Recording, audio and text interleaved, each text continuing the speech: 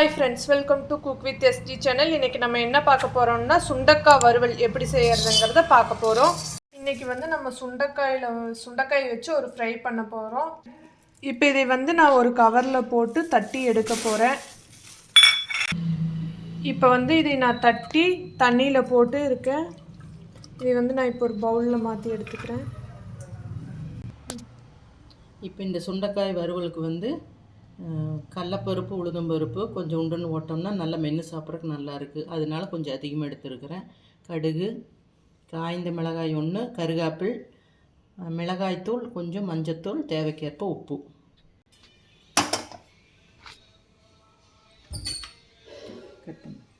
எண்ணெய் ஊற்றிக்கலாம்.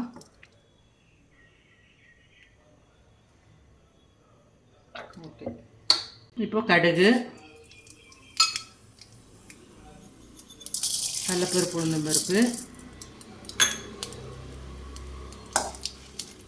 கடுகு பொரிட்டு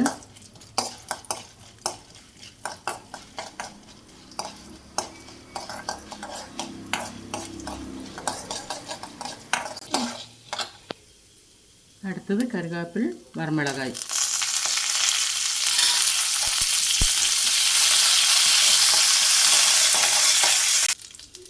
இப்போ அது பொரிஞ்சிட்டது. இப்போ சுண்டைக்காயை ஆட் பண்ணுறோம். இது நல்லா அப்படியே வறுத்து வரணும்.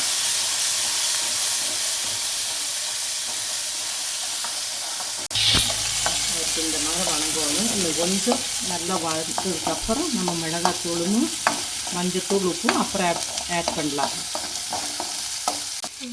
இப்போ பாதி வணங்கிட்டு இருக்கையிலேயே ஒரு உப்பு இதுக்களவு ஆட் பண்ணிக்கலாம். மிளகாத்தூள் மஞ்சத்தூள் இன்னும் கொஞ்சம் நேரம் கழித்து ஆட் பண்ணலாம்.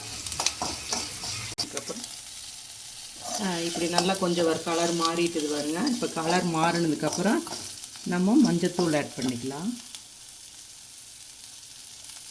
மஞ்சத்தூள், மிளகாத்தூள், அவ்வளோதான். இது போட்டதுக்கப்புறம் கொஞ்சம் நேரம் நல்லா இப்படி மறுக்க ஃப்ரை பண்ணி சிம்லேயே வச்சுருக்கணும். இப்போ சுண்டைக்காய் வத்தல் வந்து நல்லா வறுத்தாச்சு. இது வந்து பருப்பு சாம்பாருக்கு, ரசத்துக்கெல்லாம் வச்சு தயிர் சாப்பாட்டுக்கெல்லாம் கடிச்சிட்டு சாப்பிட்டா ரொம்ப நல்லாயிருக்கு. அது இந்த கடலப்பருப்பு இந்த கருகாப்பிலோடு எடுத்து சாப்பிடையில் ரொம்ப சூப்பராக இருக்குது. கசப்பே இருக்காது, நல்லா இருக்குது. செஞ்சு பாருங்கள். ஒரு பவுலில் மாற்ற போகிறேன்.